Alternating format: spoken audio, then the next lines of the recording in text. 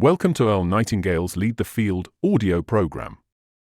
Presented by MBB Biswanath Subosh Panda. If you like this audiobook, please share it with others, subscribe to the channel, and give a like. Session 7. It's easier to win. All kinds of studies have been made on the factors that motivate people to live as they do. In this program, we have already covered enough ground to establish the fact that people are responsible for their personal lives, barring some act of God or government, catastrophe or war that might intervene to change things, permanently or temporarily.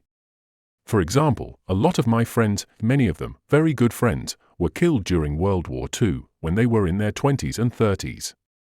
The lives of others have been unalterably modified by injury or serious illness. But most of us have our health, which is the natural inclination of all nature, and we have our lives to live. Sometimes, believe it or not, that's a personal handicap. It often takes the physically handicapped to demonstrate for us the options, the unlimited possibilities, that exist for those who are willing to set goals and stay with them until they're achieved. The healthy among us often take the path of least resistance. I think it was Bill Veeck who, when he owned the Chicago White Sox, said, "I don't want the natural athlete. I want a guy who'll go after the hard ones." The people in this world who are willing to go after the hard ones are the people who achieve greatness. They are motivated, there's that word again, to give the last ounce of themselves in the achievement of their goals. Now, let's look at some facts of life.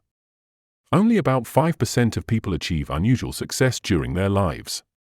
These are the people who earn larger incomes, live in better neighborhoods, in better, larger homes, have better educations, enjoy more of the good things in life, and make correspondingly larger contributions to their communities. They tend to speak better English and send their kids to better schools. There are always exceptions to any rule, and there are many exceptions to this 5% group. I know a man who is head of one of the largest, best-known companies in the United States, and who can hardly put 10 words together in their proper order. If murdering the English language were a crime, he would be on death row. Yet he has mansions, yachts, private jets, the works. Why, with no more than perhaps a 6th-grade education, and the apparent determination to assiduously avoid any improvement on it, has this man enjoyed such spectacular financial success? Answer: he knows how to serve the people. His organization serves millions of people every day of the week. He has worked hard all his life to build the great organization he heads, and he has done a fine job of it. So he can buy $3 million yachts and pay cash for them. And when he wants to get someplace in a hurry, there's his Gulfstream 3, warmed up and ready for him when his chauffeur takes him to the airport. But most people in that top 5% fit the earlier description. Many of them are not rich by the standards of our mega-millionaire friend, but their earnings fall into the top 5% of American incomes. They're set for life, and they, as a group, tend to enjoy themselves very much. They play a better game of golf or tennis than most of the country's duffers or hackers, and they love their lifestyles. Now, a child is born in the United States. According to the statistics we've been talking about, the odds are 95 to 5 that he will not be born in the top 5%. Like most children, he will soon take his environment for granted. Let's assume he's a boy, although it works the same way for a girl. It will save my having to say he or she all the way through this interesting example. He grows up accepting his environment, his world, and his world is his environment, as it is. Without his giving it a single thought, his environment becomes a natural part of him. Everything in his environment is a conditioning factor. The speech of his parents, relatives, and neighbors becomes his speech. What he learns in school will have very little effect on it. That's why you hear grown-up men and women who have gone through the American school system saying things such as "ain't" and "where's it at?" They didn't learn those locutions in school, they were the habitual patterns of speech they had heard in their environment. I know an attorney who still says, "Where's it at?" Anyone's speech habits are an immediate tip-off as to their upbringing. The only reason mine tend to be rather good is because from the time I was a small child, I wanted to be a writer, and words were of great interest to me. Words are the tools of a writer's trade, and a good writer will have a decent inventory of them and tend to keep them well-oiled and shining. I was the only person in our family who was affected. The rest had other interests, education not being one of them. If the statistics were reversed, it would be wonderful. If 95% of people were as successful as the 5%, the odds of a child being raised by the right group would be reversed. But that's not the case. So our typical young man grows up to mirror his environment. He thinks as the people in his environment think. He takes that life for granted. All the people he loves are in that group. It's his group, too. And if he doesn't come across some unusual motivation along the way, he will become an indistinguishable part of it. He does that because it's the perfectly natural thing to do. Their goals, or lack of them, become his goals: a nice house on a nice street, a steady job of some kind, a good, steady income, a good wife, and good kids. And so the story goes. He has operated on minimums all his life. Except for times when he's engaged in sports or getting ready for a date, he never gets out of low gear. It isn't necessary to do so in the United States. This country is so affluent, so vital, and so perennially booming that people don't have to shift into second or third gear to meet average requirements. And neither do most of the people throughout the world. Nor should they have to, if they don't want to. His wife, while their children are small, is the hardest working human being in our society. She doesn't have an 8-hour day or a 5-day-a-week system. She works 16 hours a day, 7 days a week. And according to a recent survey, if she had it to do all over, she would think twice about it. More than 50% of her number also hold down a regular paying job. She doesn't know about the 5% either. No one ever said to this young man or to this young woman, "Now, look here, there are two very distinct groups of people in our society. They are in different layers of this socio-economic pyramid." And here, the parent or a teacher would have sketched a pyramid. There is the top 5% who live and work in this top section here, and the person would have drawn a line under what represents the top 5% of the pyramid. Now, here is what we call the great middle class in America. It's divided into two main groups: the upper middle class, another line would be drawn on the pyramid, and the lower middle class. The United States has the largest middle class of any country in the world. And then, down here at the bottom, in these few lower layers, are the people who, because of 1,000 perfectly good reasons, need to be helped by all the rest of us. They have difficulty coping. Many of them are too old or sick to help themselves. We have some 25 million functional illiterates, and so on. So these young people would see, very clearly, their options. It would be made clear to them that, thank God and our forefathers, they have the freedom to choose. They have the option, if they so choose, to live and work on virtually any layer of that pyramid. And it should be pointed out to them that the higher up on the pyramid you climb, the better the view, the fresher the air, and the smaller the crowd. That's important to know. But it takes more effort to climb higher on a pyramid. It's much easier to settle for these lower layers.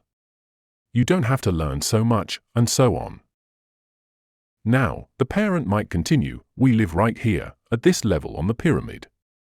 And then the parent might say, "It's not in the higher levels, but it's certainly not in the lower levels, either. It's where I wanted to be. Your mother and I have been quite happy here." Well, I hope you get the picture. Wouldn't it be wonderful if we were shown that pyramid when we're about 12 or 13 years old? Wouldn't it be great to see that pyramid and know we have that option? This program is designed for individuals aiming to be among the top 5%, covering a significant portion of the knowledge required to achieve and maintain this status.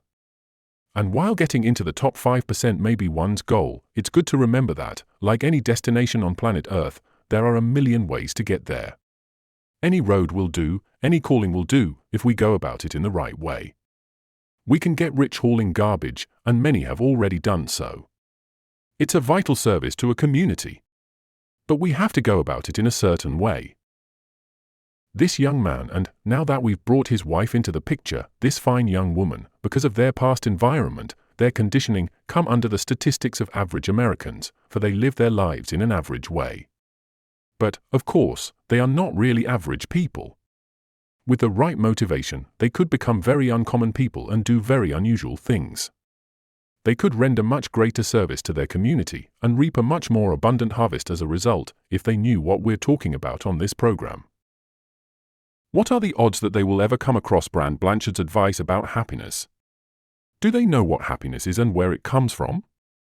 Has either of them ever truly explored his or her potential strong point? What does your original genetic pattern make you especially qualified to do, young man or young woman? What do you most want to do? What brings you the greatest joy? Do you know that your rewards, all the years of your life, will be determined by the extent of your contribution, your service to others?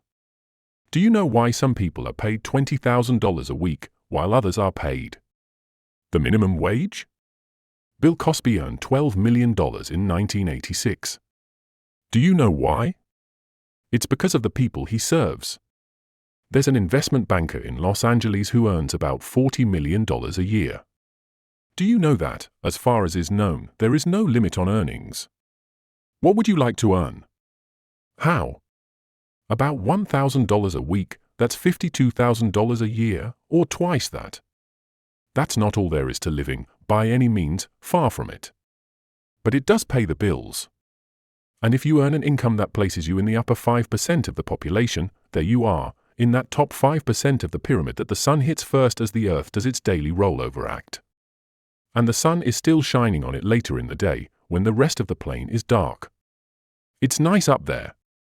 And shooting for it will bring out the best that's in you. You'll do more for others, you'll make a greater contribution, you'll give more to charities, you'll help more people. So, how about it?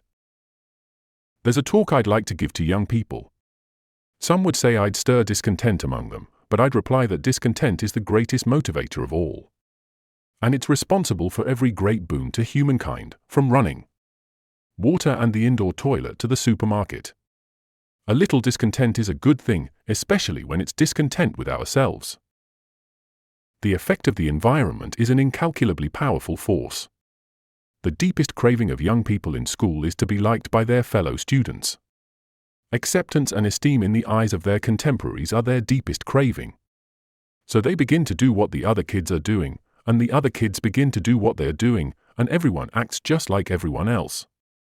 They dress alike, they talk alike, they laugh at the same things, even when it isn't funny. It's at this critical age that they begin to play a game called follow the follower, not follow the leader. That would be all right. Day after day, week after week, month after month, year after year, these young, wonderful, impressionable people conform to one another. They never ask, are the people to whom I'm conforming qualified to lead me? What's important is belonging to the group. And that's the subtle trap that gets practically everybody. If we don't break out of that trap, sooner or later, we will end up in it. Millions, no, billions do.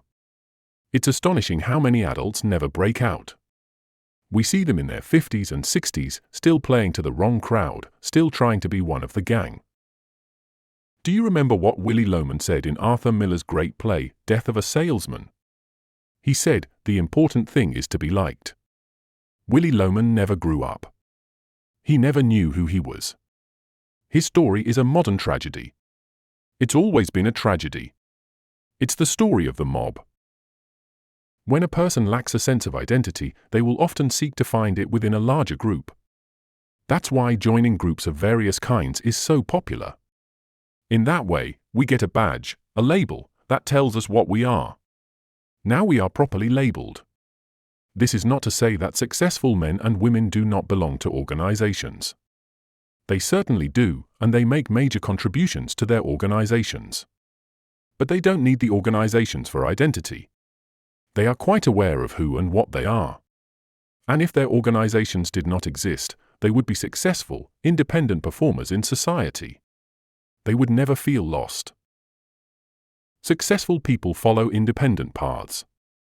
This is the important point to remember. At some point in their lives, they break away from the crowd and start on a path of their own. That's the adult, the intelligent thing for human creatures to do. In striking off on an independent path, they are not necessarily alone. It's just that they join a much smaller group of like-minded people. We can't take the whole crowd into that top 5%. The ancient Romans had their circus, modern Americans have their television. It's far superior to the old Roman circus, and they don't even have to leave the comfort of their living rooms. There are indeed many wonderful things on television, and an eclectic approach, that is, selecting those programs in which you're really interested, makes sense. But millions of families have their television sets on all day. They are mesmerized by them. And when one thinks of what they could be doing with some of that time, it makes one realize that it's much easier to win. One of the best things about getting into that top 5% is that as we get older, life need not become less interesting for us or more laborious. We can become more productive as we approach our 60s and 70s, and often many years beyond. And it's nice to grow older with all the goodies of life. It's more comfortable.